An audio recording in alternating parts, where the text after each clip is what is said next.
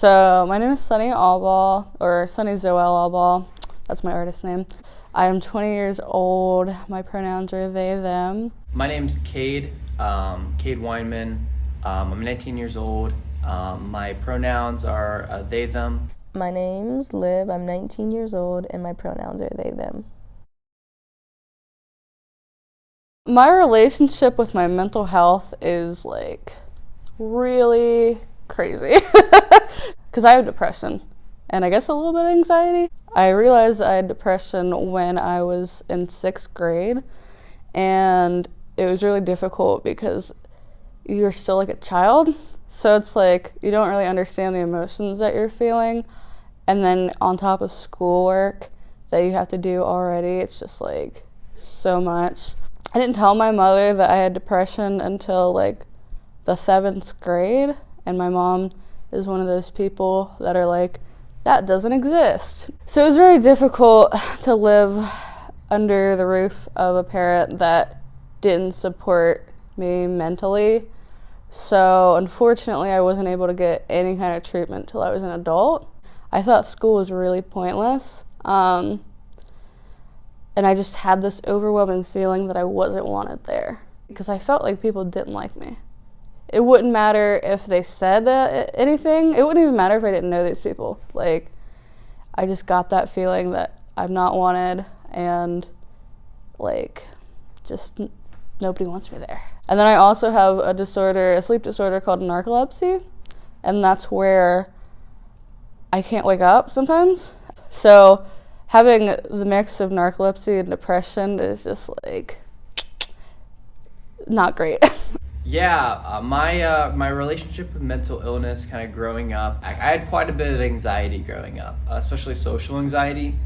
I had a lot of like growing fears that like something bad would happen. Nothing external really caused that directly.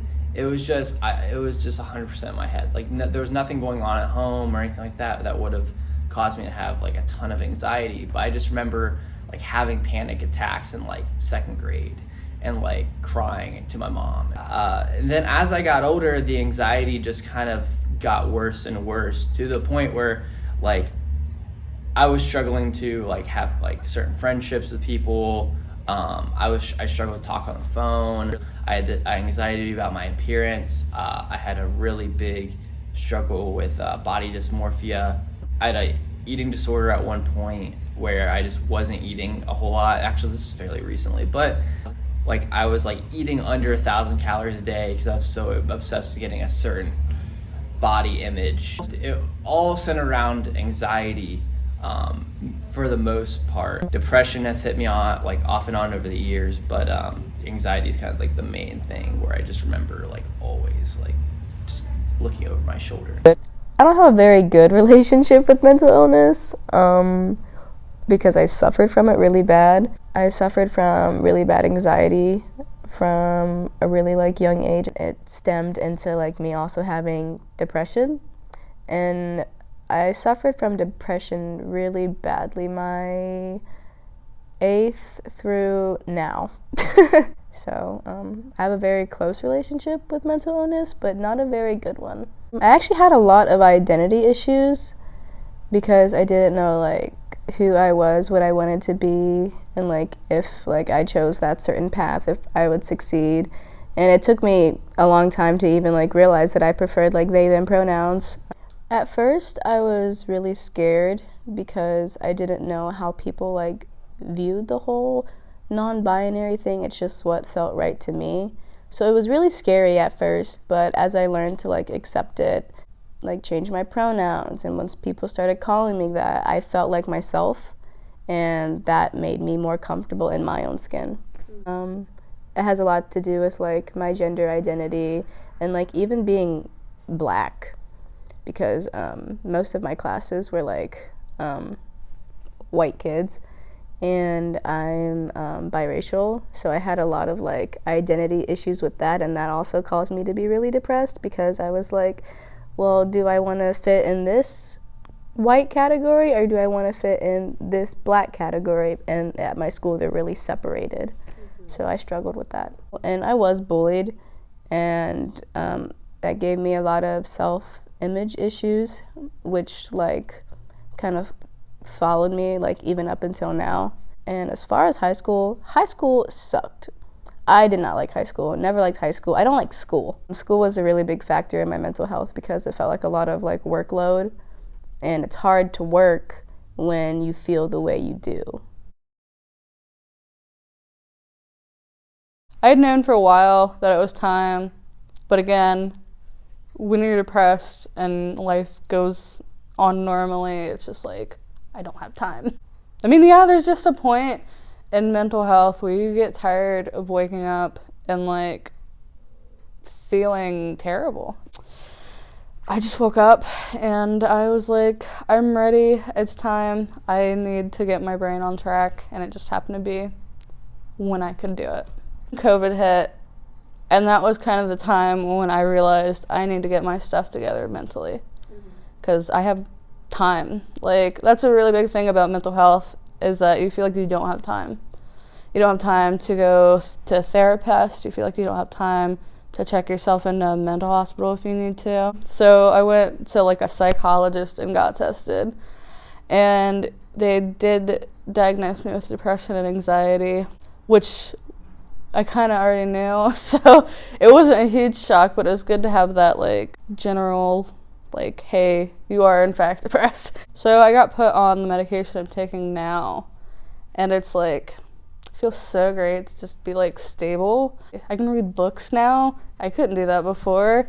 That's crazy. But yeah, I went back to school. Going back to school and like being medicated and just knowing that shift between like how I was in high school and middle school as an unmedicated depressed kid to like now, like I want to learn. I want to be here. I'm really grateful that I am here despite all the stuff that I've been up against. I remember telling my mom for the first time that I had like, well, she always knew I had extreme anxiety, but I remember like I was getting depressed because of the anxiety, because I couldn't, like, I struggled to form relationships because of it, with friends, with family members even. And I remember like breaking down in front of my mom, and eventually she got me into counseling, which was hell, because I just went from I bounced from counselor to counselor because I just wasn't bonding with anyone. Eventually I settled into therapy with a therapist I liked, but that took 2 years, and like I was like trying to get medication for depression and anxiety, gained a ton of weight from that. I would say therapy helped quite a bit, but it took a long process to get there. Right when I told her directly I had depression, she was super understanding. She's dealt with depression before. But as I grew older, depression and anxiety got in the way of like just basic tasks that I was unable to accomplish. She wasn't very accommodating for like or supportive for that. It was a lot of just talking back and forth, giving me advice. It did help for a decent while, but like once I was like not doing basic needs, I wasn't showering for a few days on end, wasn't eating, was very suicidal at one point. It was just like, that was super hard on her.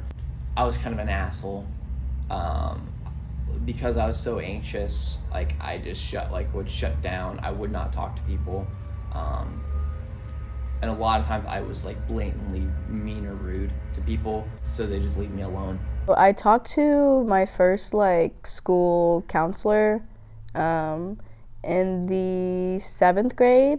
That was my first time like talking to somebody about it, and it was like really weird for me at first because I'm not used to like opening up about things, because in my family it's not normal to open up, and that's also what made me struggle a lot because I held it all in.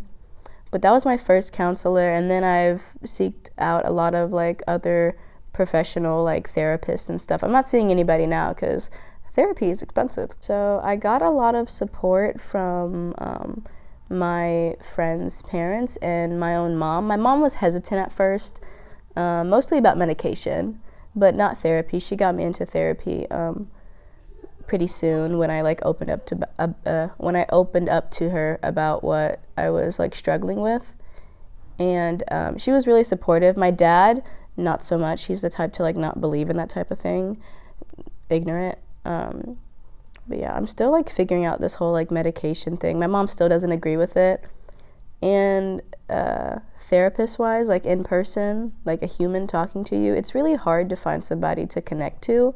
So you have to like jump from therapist to therapist, and that's what I've been doing. Same thing with medication. Like I tried Lexapro, it didn't work, and I'm gonna have to keep trying things until I get it right, and that can be expensive. I am about to get put on new medication soon, and I'm also seeking out meds for my ADHD, which also causes me a lot of anxiety. So I took some time off college. I ended up doing an internship at an art gallery called the Vandarelli Room, and that was really helpful for my mental health because I got to be in an environment that is like semi-structured, semi-chaotic, and kind of worked for my depressed artist brain. I've always been under the impression that you can create your own family if your family sucks. That's what I've kind of done to cope, is just like my friends that are my best friends are like, my family, and we can tell each other anything.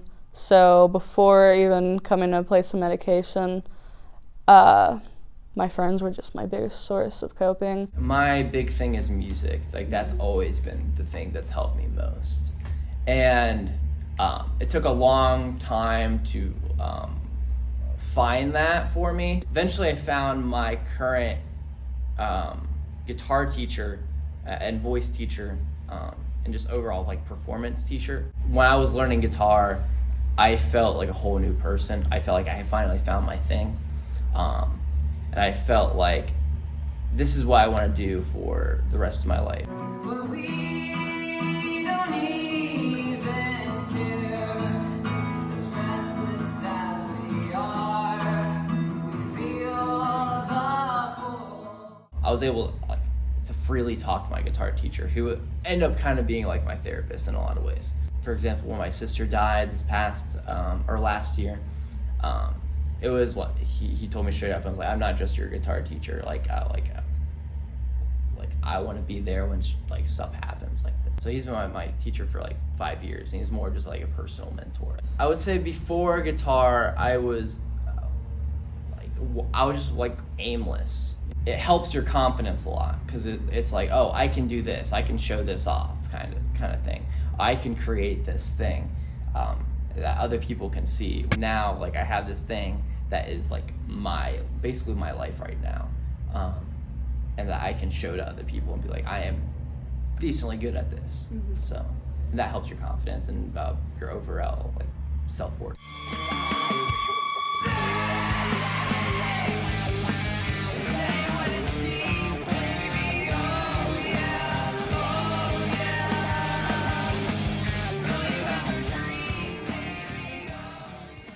I would probably say my closer friends. I met my closest friend in the 6th grade. His name is Brian, and he kind of just not only helped me with like that like mental and like identity struggle, but just like he was there as like a really good friend through it all, because he suffered from the same things as me.